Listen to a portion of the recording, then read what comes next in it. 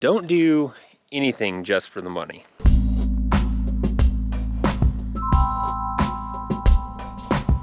Why am I a pharmacist? It's a question I get quite often, actually.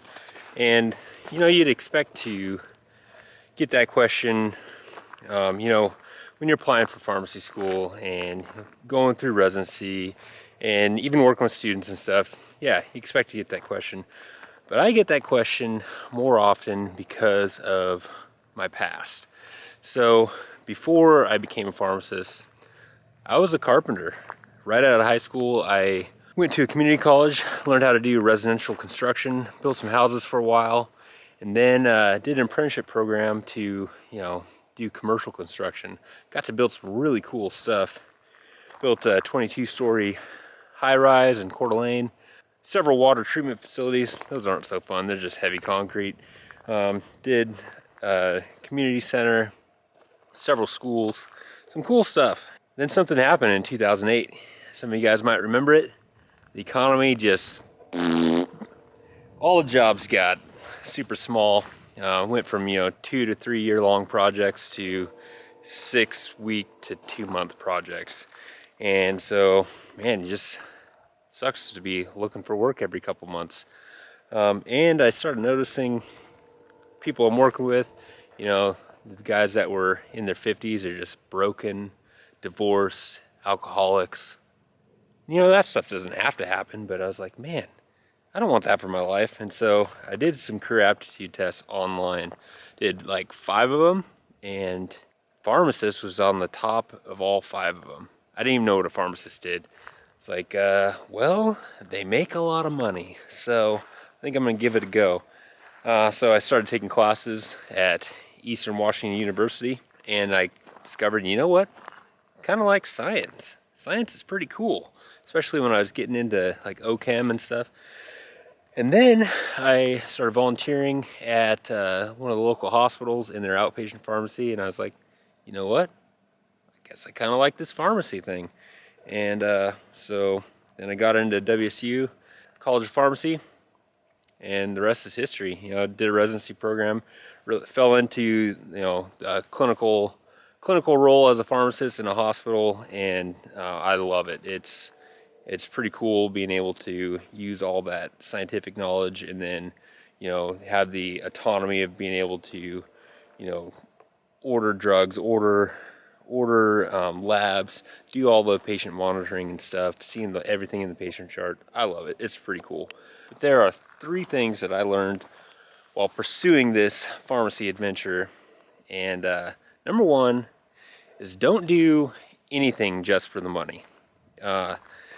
There's a lot of ways you can go out and make money. While I was going to school pursuing pharmacy, I actually started my own construction business because I had a pretty good salary as a carpenter, and just because I was going to school didn't mean that I didn't need that money anymore. I had a family and wife and a house and all that stuff.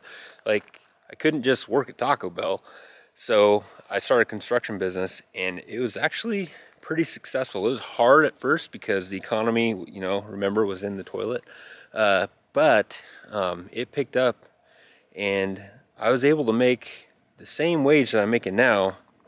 A lot physically harder work, but there's a lot of different ways to make money. So don't do anything just for the money. Notice I didn't say don't do things for the money, because you do want to make sure that the career path you pick is going to be sufficient to get the things that you want and get the things that your family needs and be sufficient to be able to help other people. But don't do anything just for the money, because money by itself is not satisfying. Number 2, and I learned this just recently, is the job type, the career type in itself does not give you job security. So I'd made the switch primarily because of job security. The economy tanked, and so the jobs got small in construction.